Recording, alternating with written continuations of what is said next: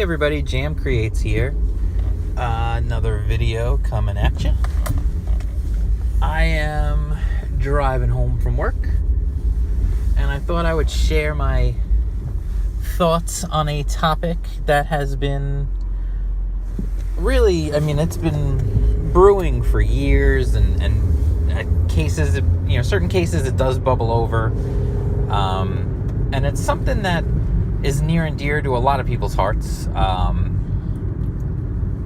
Why is it that people who are in charge of or given custodianship over certain properties that have existing fan bases and large fan bases, why is it that they seem to actively hate those fan bases?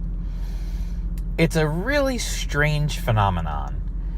And you see it all the time now. It used to be something that I saw when I first really started seeing it. I started noticing it first I started noticing it, I think, first in the video game space. I saw it a lot in video game journalism, actually, was probably the first place I noticed it. And it wasn't that video game journalists hated their own fans. The writers of IGN didn't seem to actively hate their own fans, although the more you think about it, they kind of did.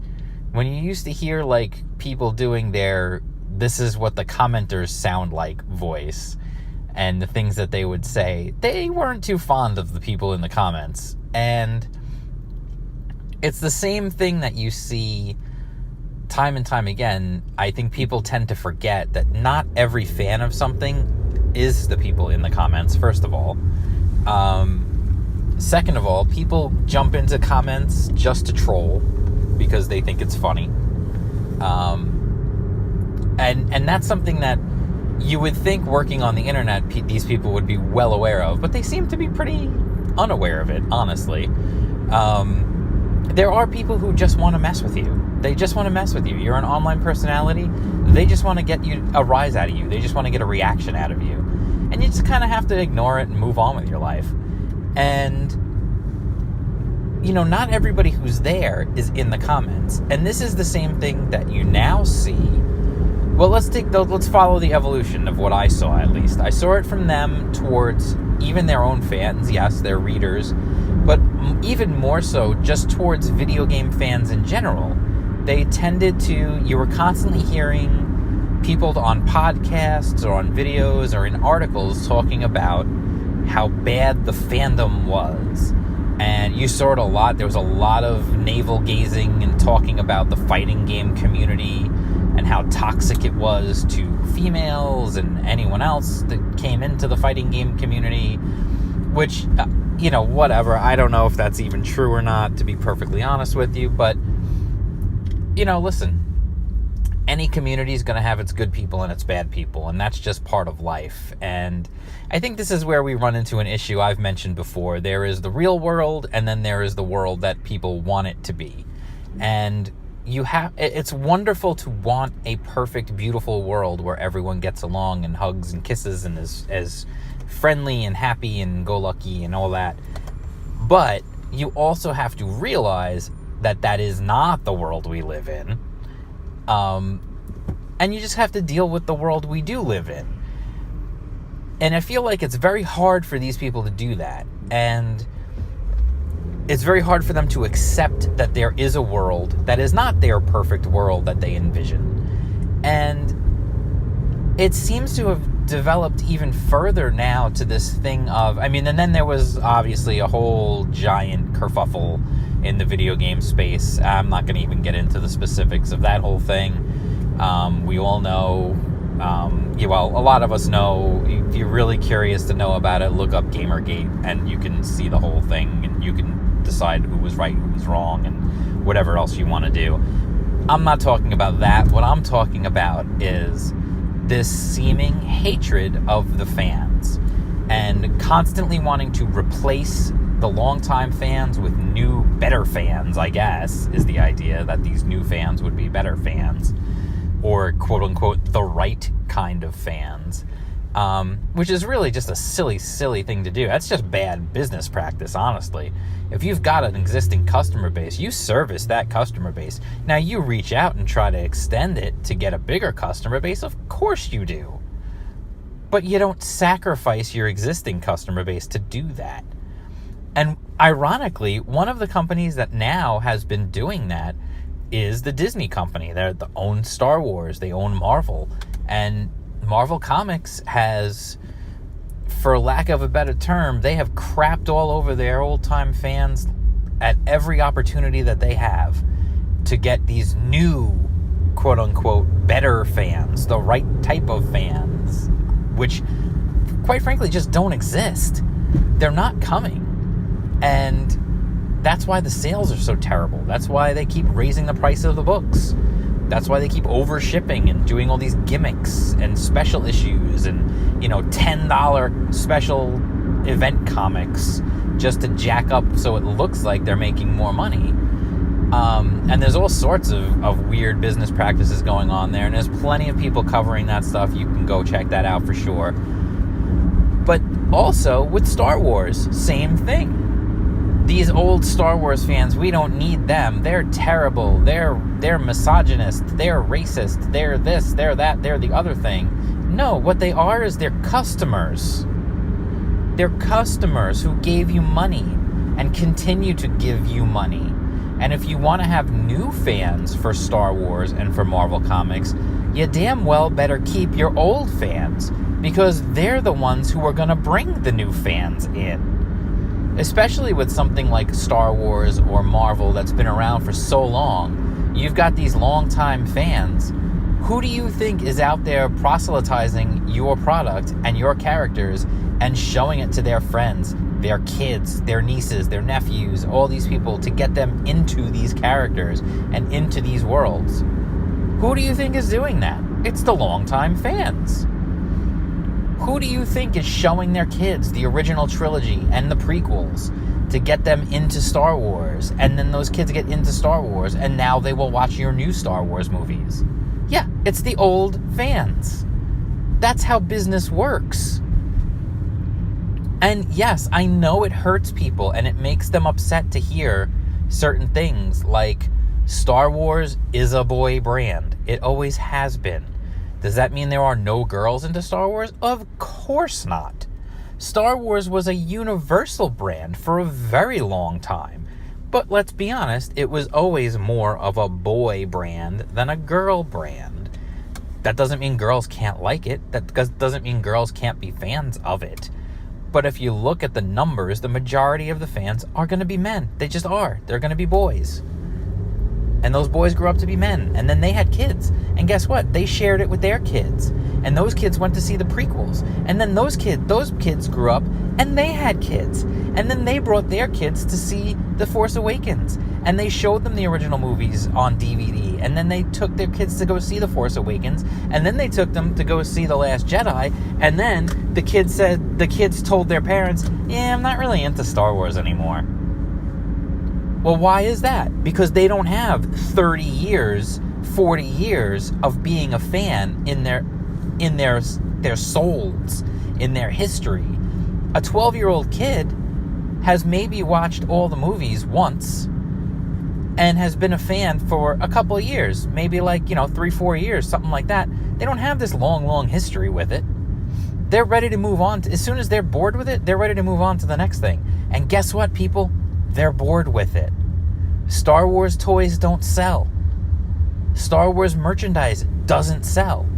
And the craziest thing about this whole thing is that the company that did this to Star Wars, which is one of the most profitable brands out there, is the Disney company. And I find it shocking that they did this, because the Disney company was absolutely brilliant earlier in their life at expanding audiences, at getting audiences for everything.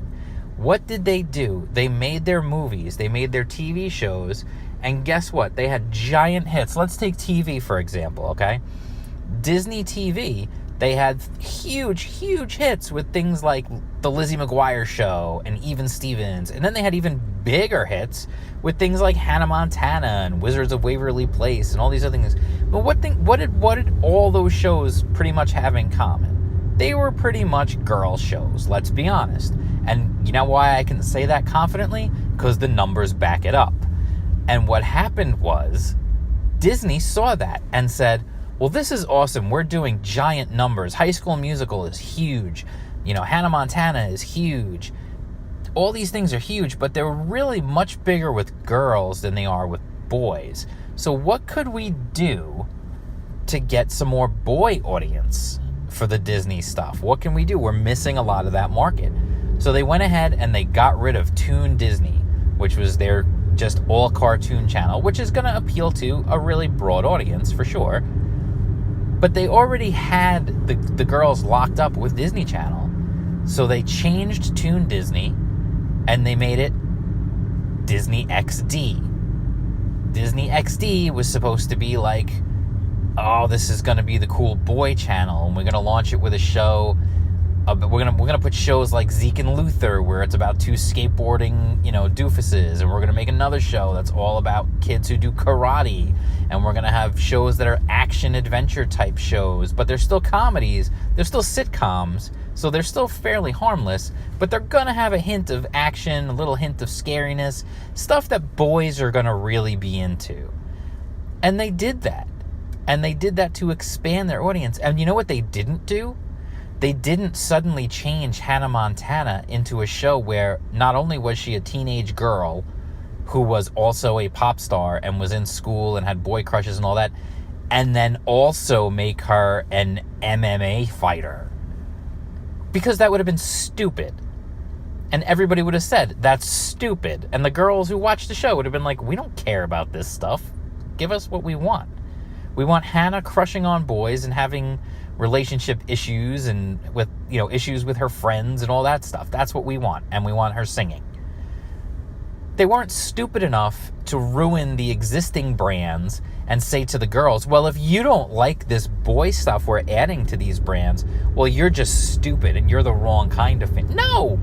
They were smart enough to know, hey, the girls are over here. Yeah, we got some boys too. We got some boys watching this stuff too, because maybe they like looking at the cute girls on the show. Or maybe they just think the shows are funny.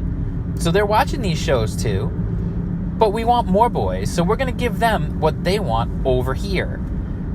Oh my God, you know what that sounds like? That sounds like we're saying girls can like one thing and boys can like something else. I know that's shocking, but it's profitable. And that's how the world works. And Disney has done this in recent history. This is why it's so shocking to me that they took Star Wars, which is, again, universally popular. It's popular with boys and girls, but it has always leaned to be more of a boy thing. And they have tried to force feed the idea that it's also a girl thing. In fact, more so to the fact where I'm reading things where I'm seeing the president of Lucasfilm, Kathleen Kennedy, literally refers to the Star Wars audience as those people. Those people. She doesn't want to be around those people. Well, hello, lady. Without those people, you don't have a job. George Lucas sold that company to Disney because he wanted to protect all the employees he had and keep them employed. Because if he just retired and stopped making Star Wars stuff and just said, I'm done, folding up shop, let's go, well, those people will be out of work. Instead, he sold it to Disney to shepherd his creation and to keep those people employed. That was an honorable thing to do. That was a good thing to do. And they are absolutely ignoring his intentions, and they're just ruining things by saying these aren't the fans we want. There's all these reviews on Glassdoor.com, which is a website you can go on to review your employer. You can go on there and leave anonymous reviews about where you're currently working, where you used to work, and I always take them all with a little bit of a grain of salt. Of course, there's going to be some bitterness there from former employees. But when you start seeing over and over and over again in these reviews, people who worked at Lucasfilm Limited saying, There are people in positions of power at Lucasfilm who are proud that they don't know anything about Star Wars. That is absurd. Could you imagine going to work at Lucasfilm? It's a dream come true for so many people to go work there, and to find out that the people in charge not only don't know Star Wars, they don't care about Star Wars, and they actively dislike the fan base. Well, guess what? If your dream was to work at Lucasfilm, you were probably part of that fan base, so they hate you. Take that into account for a minute. Think about that for a minute. How on earth does someone get put in charge of something when they actively hate the fan base?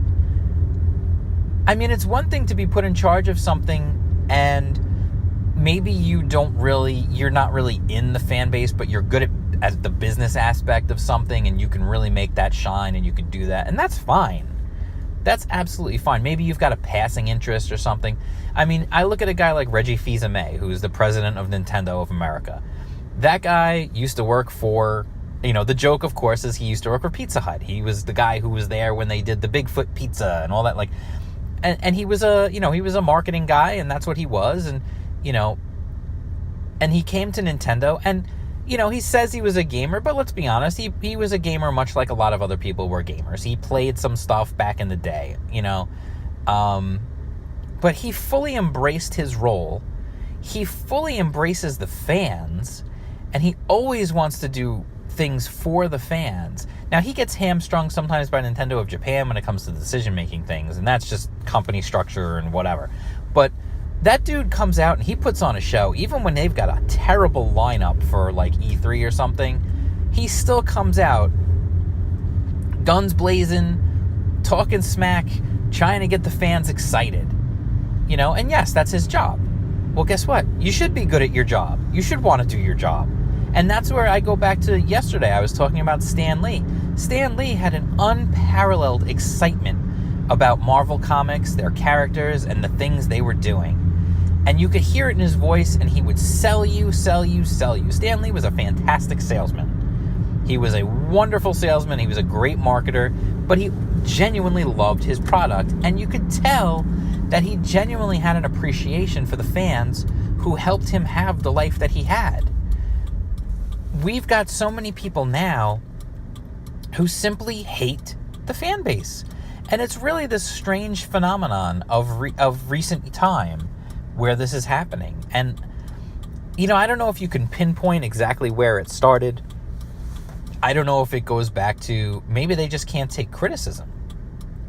I look at, listen, let's go back to Star Wars. Who took more criticism than George Lucas when the prequels came out? When Episode 1 came out, that man took so much abuse from people in the fandom and also people outside the fandom who just like to cause trouble. They like to be S-sters, if you know what I mean.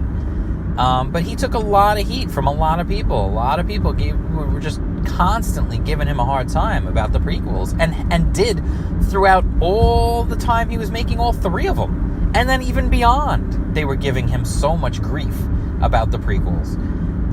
Did you ever hear George Lucas come out and say, well, the fans are terrible, the fans are horrible? No, he didn't. He never did. And if anyone would have had an excuse to come out and say something like that, it would have been him, for the amount of vitriol and hatred that he took for making those movies. Now, I will go on record and say, I am a prequel fan. I like the prequels. I recognize that they probably are not as good as the original films, but I like them. They are entertaining. They're fun. There's some great action in those movies. I enjoy them. I really thought it expanded the world of Star Wars to be even more interesting and to learn more about the world that Star Wars took place in, and I really enjoyed it. So yeah, I'm a prequel fan. Make that what you will. I don't really care. But that man never did anything. He never said anything about the fans. You never saw him jumping on Twitter and saying the fans are all idiots or anything like that. You see that 3 times a day now from these people. How many times do we have to see an actor or a director or someone within the company in the Lucas Story Group or whatever just ripping on fans and saying how bad the fans are because, quote unquote, the fans are toxic. It's the toxic fandom. Guys, without that fandom, you don't have a job. It's as simple as that. Stop antagonizing them. Stop purposely trying to do things to annoy them. Stop calling them all kinds of names every day. And maybe, just maybe, things would be better. You'd get along better. Things would go better for you in your everyday life. Maybe Twitter would be more enjoyable for you if you weren't on there every day calling the fans names.